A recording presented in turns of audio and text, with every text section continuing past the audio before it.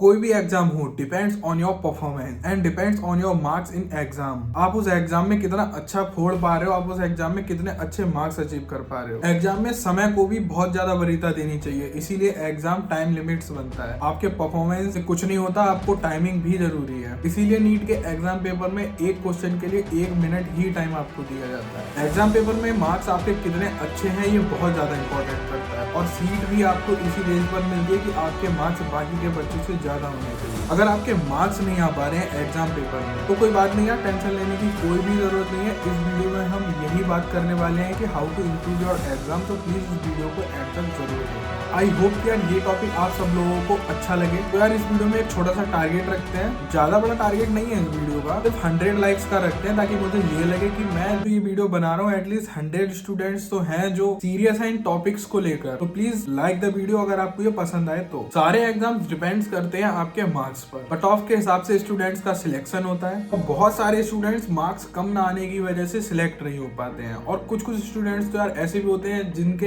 1 number से या 2 number से पीछे रह जाते हैं। आपको क्या लगता है, जिसके 580 नंबर आए हैं उसने 630 वाले बच्चे से मेहनत कम की है? बिल्कुल भी नहीं, फर्क है सिर्फ स्ट्रेटजी का। मोस्टली जो नीट के स्टूडेंट्स हैं उनका बायोलॉजी में तो ओवरऑल देखा जाए ठीक ठाक सा हो जाता है, लेकिन फिजिक्स केमिस्ट्री में मार्क्स उनके बहुत कम आ पा रहे हैं। देखो यहाँ पर इंपॉर्टेंट ये है कि जिस सब्जेक्ट में आपके मार्क्स कम आ रहे हैं आप उसको उतनी ज्यादा इंपॉर्टेंस दो, लेकिन होता यार एक्चुअल में क्या है मैं आपको बताऊं, मैं भी ऐसा करता था। जिस सब्जेक्ट में आपके मार्क्स कम आते हैं आप उससे डरने लगते हो, उसको कम कर देते हो, पढ़ना सॉल्व करना उससे रिलेटेड क्वेश्चंस, हर जगह से वो सब्जेक्ट कम होता चला जाता है। क्लास में आपका मन नहीं लगता उस सब्जेक्ट में, घर पे प्रैक्टिस करते हो तो वहां पे भी मन नहीं लगता, ये नेचुरल सी बात है। करना क्या है यहाँ पर, हमें इसको पढ़ना है, जिस सब्जेक्ट से हमें डर लगता है उसको ज्यादा टाइम देना है, लेकिन हम करते इसका बिल्कुल उल्टा है। आप कोई सा भी टेस्ट पेपर सॉल्व कर रहे हो, नो डाउट PYQ है या आपके कोचिंग इंस्टीट्यूट का टेस्ट पेपर है, लेकिन आपके मार्क्स कहीं पे भी कम आए तो आपका कॉन्फिडेंस लेवल डाउन होना ही होना है। देखो कोई भी कॉम्पिटेटिव एग्जाम हो, खेल तो सारा कॉन्फिडेंस का ही होता है, इसलिए कहते हैं स्टे मोटिवेटेड। चलो मैंने माना कि फिजिक्स में आपका इंटरेस्ट बिल्कुल भी नहीं है, लेकिन आपके मार्क्स भी नहीं आ रहे फिजिक्स में, ये तो देखो नॉर्मली होना ही था, क्योंकि आपका इंटरेस्ट नहीं है, आप उसे पढ़ नहीं रहे हो। Lack of guidance then lack of revision. अगर आप रिवीजन नहीं करोगे तो आपका बेसिक्स कमजोर रहेगा, और फिजिक्स मांगती है बेसिक्स। जब आपके बेसिक्स कमजोर होते हैं तब आप सीधे पेपर अटेम्प्ट करते हो, इसलिए आपकी माइनस मार्किंग होती है। माइनस मार्किंग होती है, धीरे धीरे आप डिमोटिवेट होने लगते हो, उसके बाद फिजिक्स आप पढ़ना छोड़ते चले जाते हो धीरे धीरे धीरे धीरे। उसके बाद वो जाकर आपका बैकलॉग हो जाता है, और बैकलॉग होना कोई अच्छी बात नहीं है। अगर आपका भी देखो यार बैकलॉग है तो मेरी ये वाली वीडियो जाके देखो, बहुत इंपॉर्टेंट है बैकलॉग के हिसाब से, एक एक पॉइंट को मैंने बहुत अच्छे से समझाया हुआ है। अब जब आपके इतने ज्यादा बैकलॉग्स हो जाते हैं तो आप कंफ्यूज हो जाते हो, भाई मैं पिछला पढ़ूं या अगला पढ़ूं, तो यार रुक जाओ और थोड़ी शांति से सोचो। बैकलॉग वाली वीडियो में मैंने पूरा कंक्लूजन दिया हुआ है, बाकी इस वीडियो में थोड़ा सा मैं बता देता हूँ। जो करंटली चल रहा है उस पर फोकस करो, बैकलॉग में छुट्टी वाले दिन में एडजस्ट कराया हुआ है, आराम से देखो, समझो कि बैकलॉग्स को हमें कैसे निकालना है। इसके सॉल्यूशन के लिए करना कुछ नहीं है, जो सब्जेक्ट आपको जितना ज्यादा डरा रहा है उस सब्जेक्ट को उतना ज्यादा आप टाइम दो, चाहे वो सब्जेक्ट फिजिक्स हो, केमिस्ट्री हो या बायोलॉजी हो। हाँ भाई काफी सारे बच्चों को बायोलॉजी में भी प्रॉब्लम आ रही है। जो सब्जेक्ट जितना वीक है टाइम टेबल के हिसाब से